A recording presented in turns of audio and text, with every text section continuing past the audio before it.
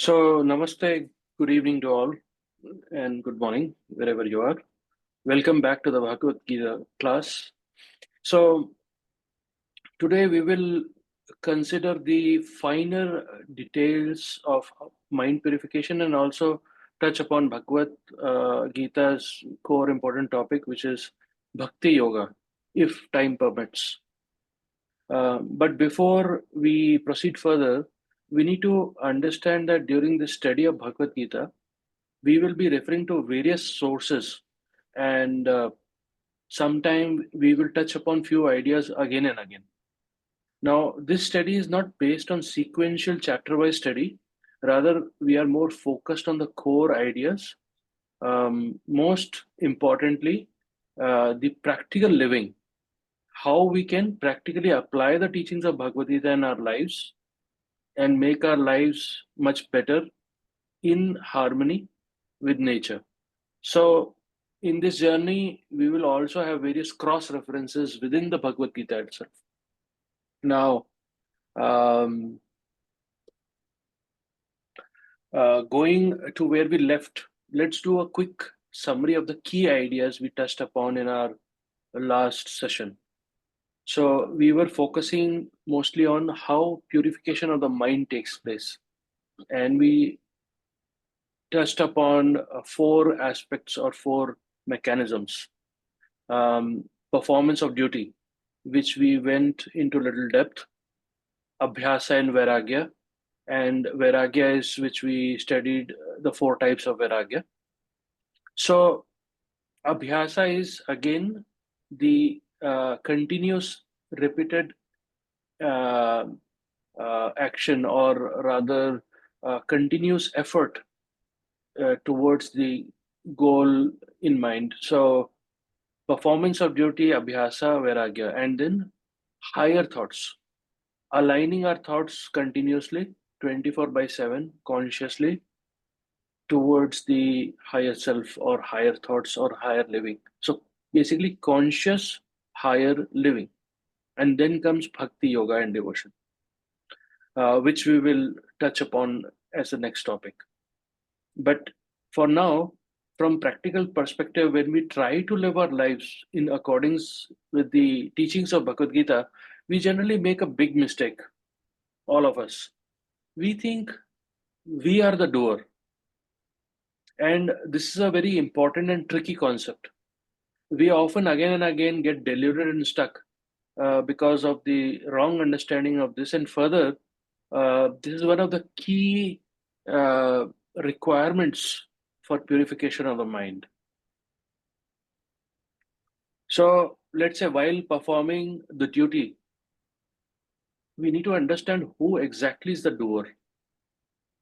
So, we first need to realize and understand that who we are, which we contemplated in our previous study classes, that we are none of our bodies. We are not the physical, the astral, the manasic, the kamic, the pranic, buddhic, so on and so forth.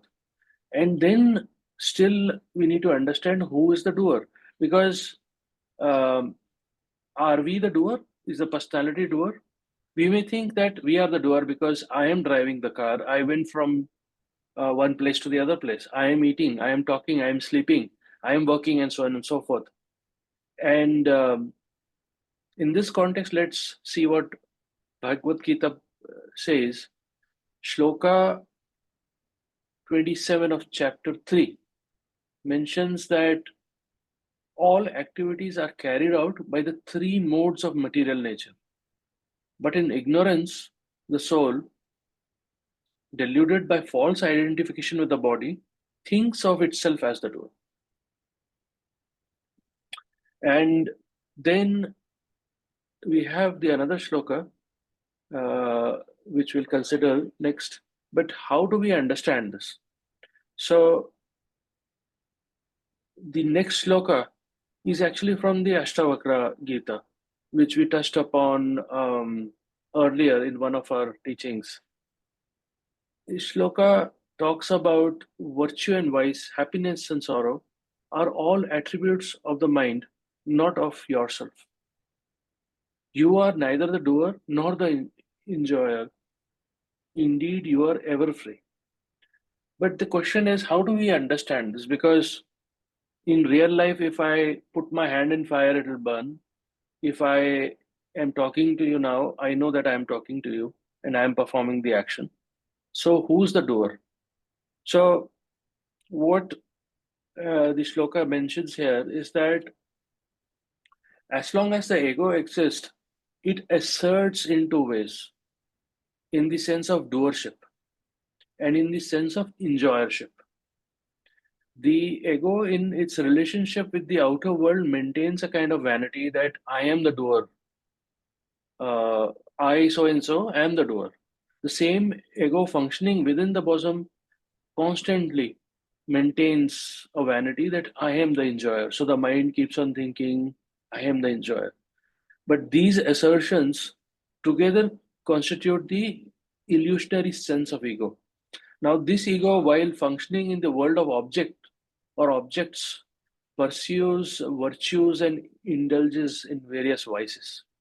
As a doer, one cannot but get oneself involved in actions. So, we need to do both good and bad actions. And again, the same ego as an enjoyer must necessarily get tossed about in its experiences of happiness and sorrow. So, in short, the ego cannot escape the conflicts created by the pairs of opposites. And we are stuck in these pairs of opposites.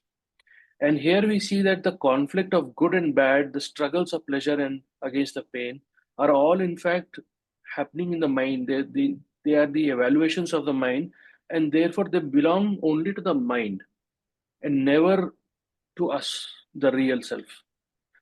And from this perspective, if we see that we are nothing but that all pervading consciousness, that is our real nature.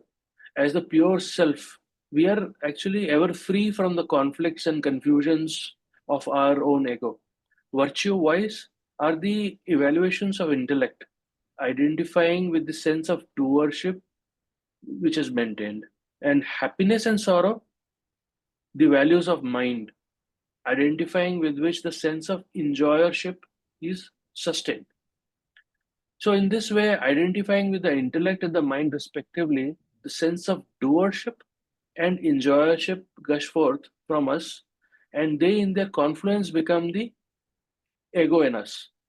So, when all the identification with the body, intellect, mind are ended, the ego disappears to becomes the default blissful self, the witness consciousness. And the only apparent illusion of a bondage under which we are now suffering is that we recognize ourselves not as this witness consciousness, but as something different, as this limited ego, the personality, the conditioned situation in which we are in each of our lives, and conditioned by our own given instruments and experiences. So, from this perspective, if we see, the self is only the one subject, the witness is only the one subject. Everything else belongs to the world of objects. So, we are the subject. The world of objects are illusionary, superimposed upon the infinite self, the subject.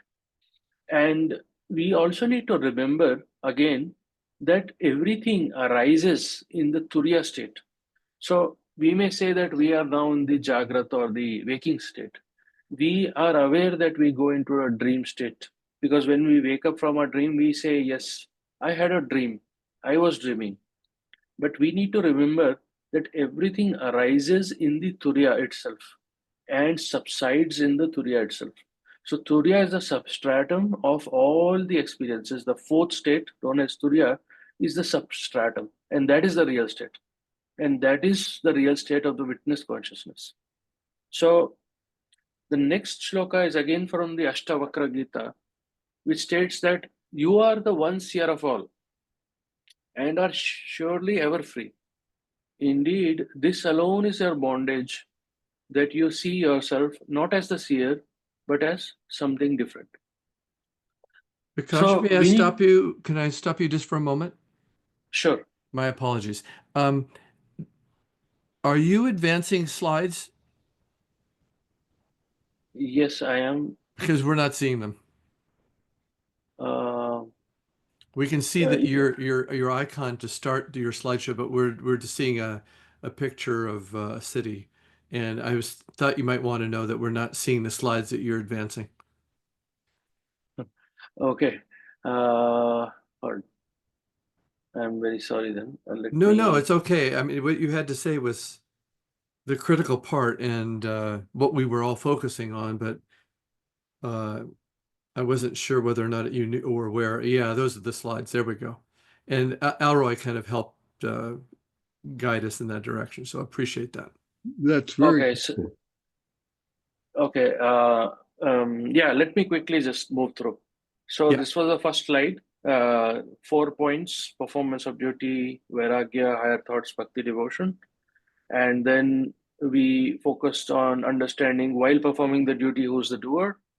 Then we touched upon the shloka 27, chapter 3 of Bhagavad Gita that we are actually now looking into. And we are trying to understand from Ashtavakra Gita. So this is a cross reference from Ashtavakra Gita. It's very important. It talks about who actually the doer is, who exactly the enjoyer is. So are they both same? Are they both different? And what's going on? And then we come to the seventh shloka of Ashtavakra Gita, which points to that the idea that we actually are the witness consciousness. But we need to understand that the consciousness in us is the light in which our sense organs, the mind, the intellect are able to function. So it is the light of the Atman which becomes the basis, the sustainer or the adhishtana in Sanskrit of all the various sheets, bodies, functions, indriyas, the sense organs, karma indriyas, the action organs, and so on and so forth. So these are the equipments through which the witness, the consciousness, perceives the world of objects, emotions, thoughts, and thus the self is the sole seer or the witness in us, experiencing the world through our life or through the situation in which we are, or whatever the school of life provides us. This self is the one consciousness in all of us, and therefore, through all sense organs, mind, intellect in the universe, collectively, this one consciousness is the sole seer of all perceptions, all emotions, all thoughts in the universe. And each one of us, we are that consciousness. We are the witness consciousness. So we need to contemplate on this idea because remember in our initial discussions, we analyzed logically and then contemplated and tried to realize further that we are that Atman because we are none of these bodies. And that Atman is not my Atma or your Atma. It is one Atman. And this is a very difficult concept practically understanding because it shatters our whole world. Everything shatters. The moment you realize that it's only one Atman and we are none of these bodies, everything shatters. But that shattering is a turning point and it also leads to Vairagya, and it's very important. So this is in continuation of that, that all the sense organs of all the humanity, all the mind, all the collective intellect, everything behind that is the one consciousness, and we are that consciousness. And then from there, there's a very interesting shloka in this same context from Kaivalya Upanishad. It says, I am without hands and legs, of incomprehensible power. I see without eyes, hear without ears, devoid of all forms. I am knowing everything, and there is none that knows me. I am ever pure knowledge. So, how do we come out of this deluded state? We all are in a deluded state, and it's not easy to come out of it. For some, it may take the entire life. For some of us, it may take many lives. But the only remedy given to us by Bhagavad Gita is that the remedy is to be aware consciously throughout the day, every time maintaining the wisdom that I am not the doer, I am the witness. I am none of these bodies. I was never born. Because I was never born, I shall never die. So, who is the doer and why is it bad to be the doer? Or why is it a deluded state to be a doer? Because the moment we associate with the doer, with the personality, then what happens is that we come directly under the operation and the laws, the domain of karma. And that's where we get stuck. So this is a very finer concept and it's very, very important concept. So the moment you think that I am this body or I am this mind or my state of mind is disturbed because of some destructive emotions like anger or irritation, or today my day is not good because of this situation, you are associating yourself with the situation, the body, the mind, the emotions, the intellect, and so on and so forth. And that's where you slip, and that's where you start creating the karma. So it is said that whosoever wear the form, wear the chain too, which means good gives good, bad gives bad, and none can escape the law of karma. But actually, there is only one reality, which is the witness, the existence, consciousness, bliss, also known as in Sanskrit, Sat Chit Ananda. But this is not easy in practical life to reprogram our thinking and our skandhas. We know, we experience, we are the doer. Uh, let's say, like we discussed, while driving the car, we can't say, I am the witness consciousness driving the car, and I am not the doer. But then, how the car is moving? So we cannot escape from this feeling of doer until we have reached the state where we are beyond the gunas. So here we also need to understand with each sheath, each body, there are skandhas and there are gunas. And the light of consciousness, Atma, which is shining through, when it shines through, it creates a side effect. The side effect is that it creates the sense of doership. I am this, and this is my world, and this is my situation.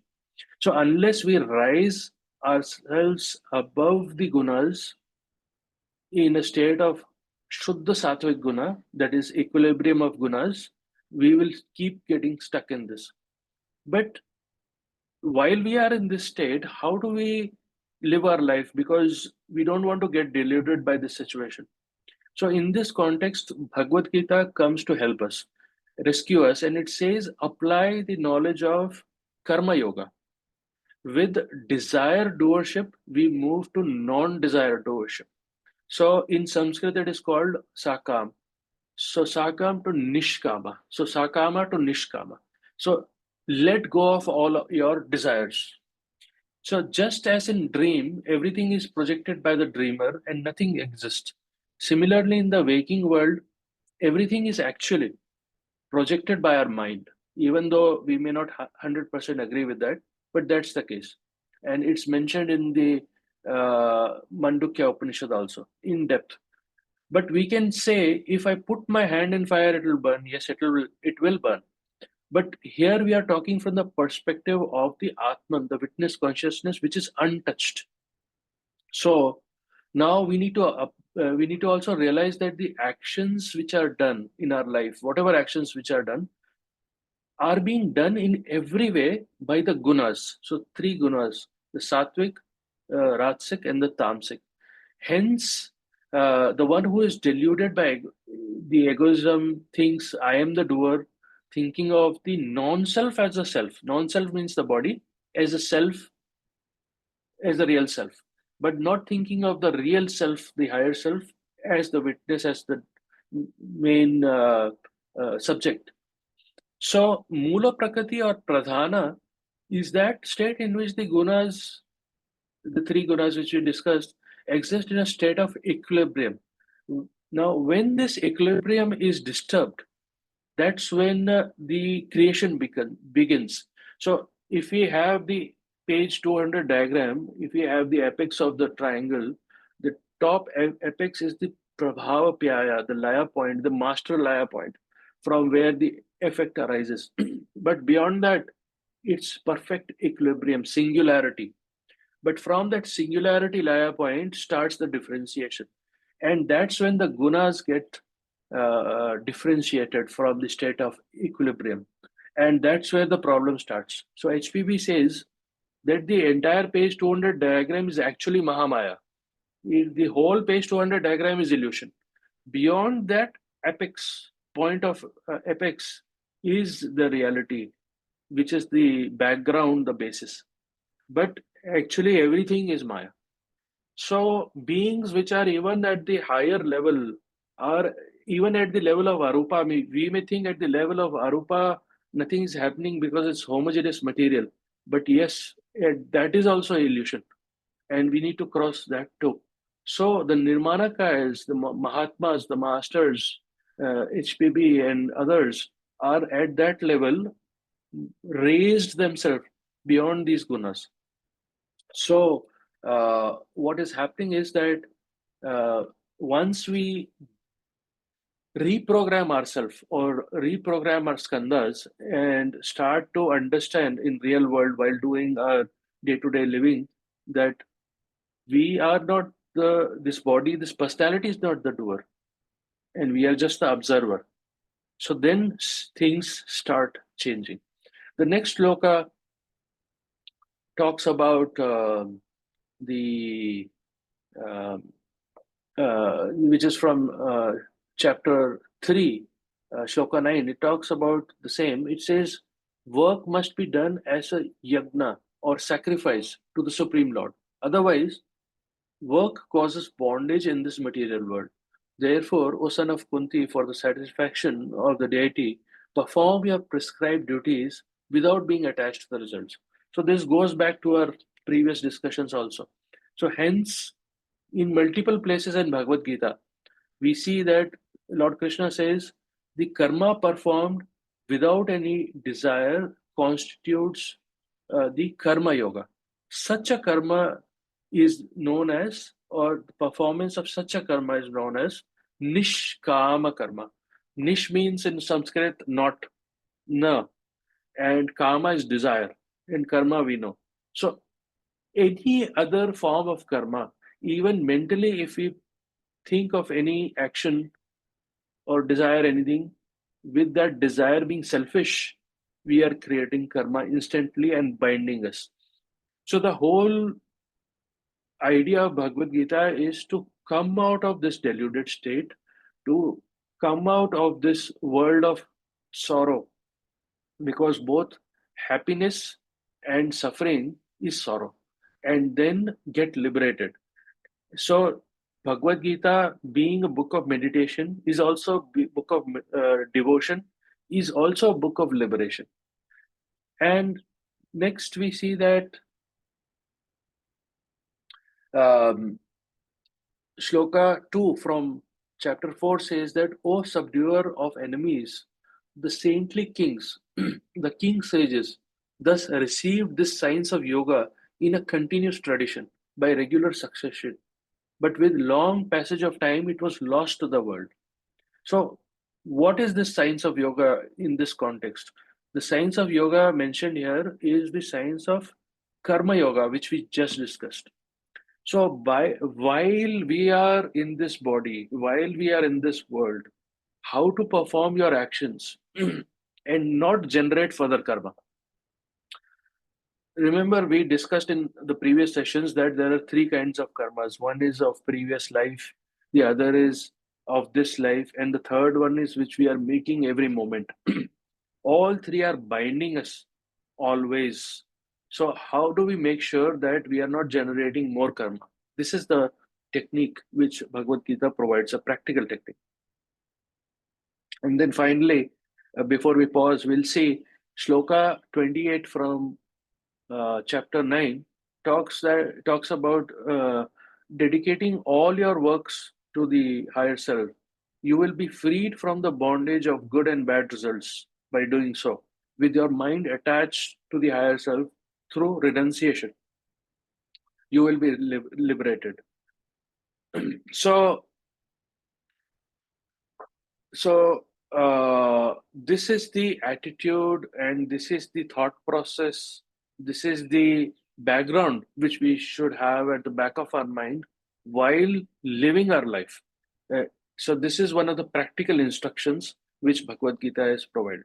Now, I will just share one uh, slide, and then we will pause here for some questions and discussions. So this is very important. We have discussed this previously also, but we need to understand that through all sense consciousness, we are getting inputs. And at the point of contact is where the skandhas are filtering. At the point of contact of each layer or each sheath, we have the gunas. And these skandhas and gunas are which is causing the ignorance in us. And then further, we need to reprogram our skandhas, that is, depolarize them or replace them with higher skandhas. And similarly, we need to raise ourselves from the clutches of these gunas. Only then we will be free.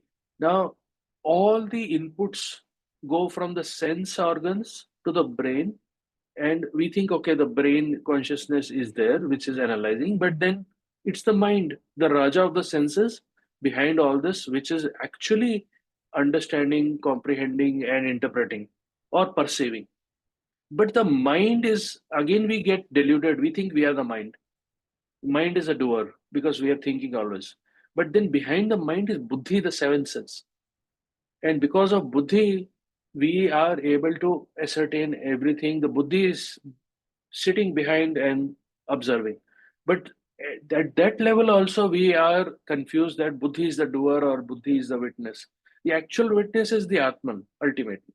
So if you see, it's the light of the Atman which is flowing all through these sheets, all through these organs, lighting up the gunas, activating the skandhas, and the sustenance is happening because of the light of the Atman.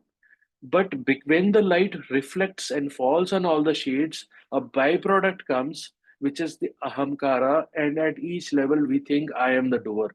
But actually, everything is working because of the light of the Atman. So the Atman itself is the doer, and the Atman itself is the sustainer, and the Atman itself is the witness. But the confusion happens because of our ignorance. So I will pause here, and we can get into some quick discussion.